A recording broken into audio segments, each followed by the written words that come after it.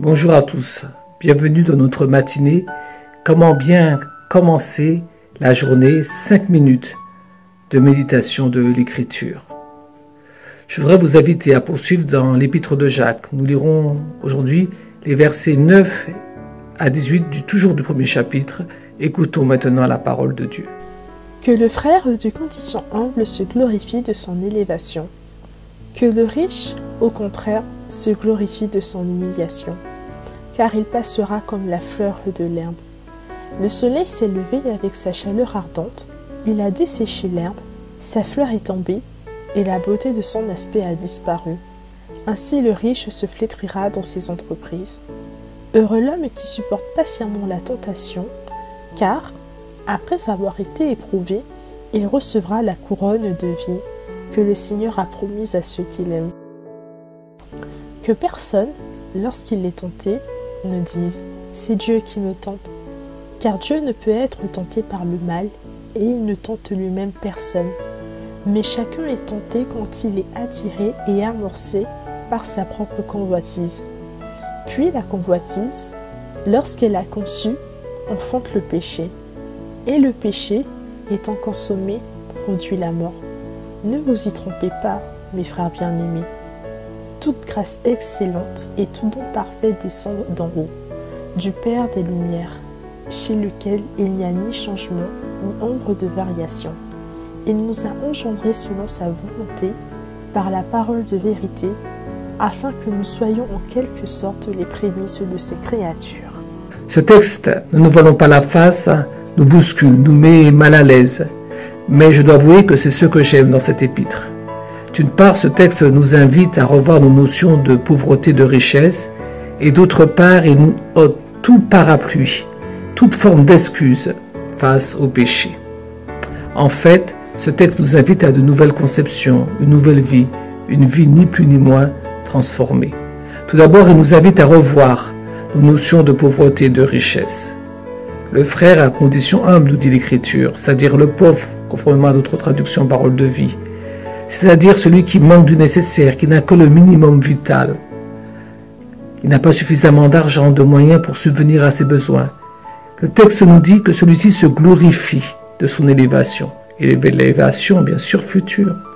On serait tenté de dire facile à vivre et à dire, mais quand chaque mois on a du mal pour subvenir à ses besoins, que faire?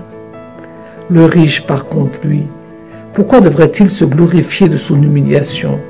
Il a peut-être travaillé dur pour arriver là où il est aujourd'hui. Il a pris des risques. Il a peut-être mis toutes ses économies en jeu.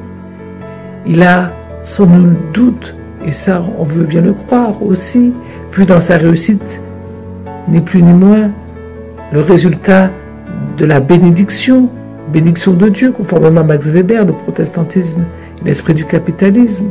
Alors pourquoi voir maintenant de l'humiliation? C'est vrai que ce texte a de quoi nous déranger, mais il nous rappelle ni plus ni moins le côté éphémère de l'existence.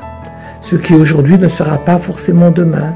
La fleur tombe, la beauté disparaît, rien ne dure ici-bas, tantôt croissance, tantôt crise, tantôt inflation, déflation.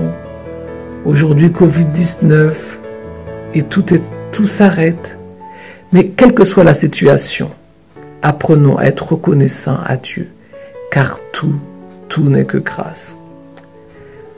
Revoyons aussi nos excuses aussi face au péché, conformément à notre texte. L'homme, c'est-à-dire vous et moi, est un être qui a l'art de s'excuser, de ne pas prendre ses responsabilités, et ce, dès le jardin, dès le commencement, jardin d'Éden, Adam par exemple, la femme que tu as mis à mes côtés, ce n'est pas moi, c'est toujours la faute des autres. Comme lorsque nous mettons sournoisement la faute sur Dieu, c'est la femme que tu as mis à mes côtés. Ou encore lorsque le texte dit que Bathsheba était une très belle femme. Bien sûr, pour David, elle était belle, donc c'est la raison de sa chute. Pourquoi Dieu l'a-t-elle fait si belle?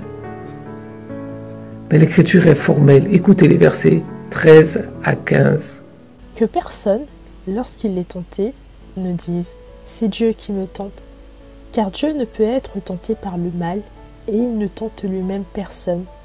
Mais chacun est tenté quand il est attiré et amorcé par sa propre convoitise.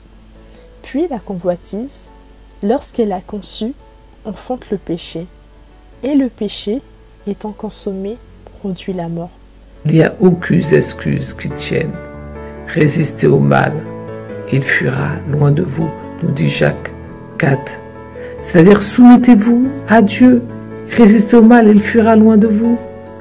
Aucune tentation ne vous est survenue qui n'ait été humaine, nous dit encore 1 Corinthiens au chapitre 10, verset 13.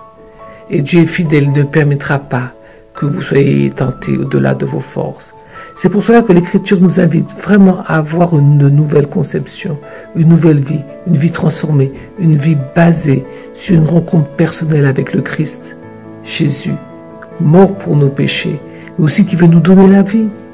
Ainsi, revoyons totalement notre conception des choses et mesurons le côté éphémère de l'existence pour nous attacher uniquement à l'essentiel, une relation étroite et personnelle avec Dieu. Que le Seigneur vous bénisse et qu'il vous fasse du bien. Bonne journée à chacun.